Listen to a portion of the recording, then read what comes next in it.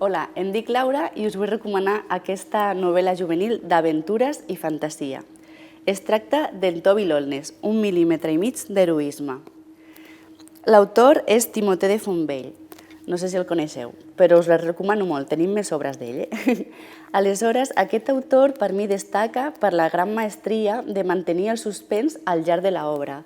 El començament és molt desconcertant perquè no saps ben bé què està passant, però tot i així no et desanima, sinó que tens ganes de continuar llegint per esbrinar què li passa al personatge. I aquest autor té aquesta característica de que sap imprimir el ritme a cada moment del relat. Està escrit en flashback, que és una forma de narrar que intercala diferents moments històrics, va passant present, al futur i tal, però en cap moment et perds. I és la manera en què va teixint la relació entre els personatges i els que els hi passa.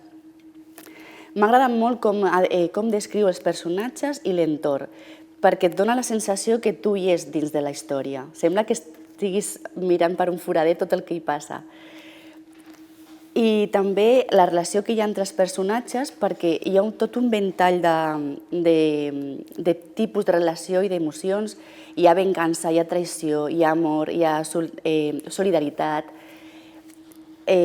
amistat i també vers l'entorn natural. És una obra, per a mi, amb un caire mediambiental molt clar, que dona molt per parlar, fins i tot per fer el club de lectura.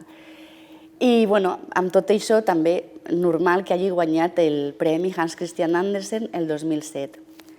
Bé, si us quedeu amb més ganes de llegir, després de llegir aquesta primera part, que sapigueu que hi ha una segona part.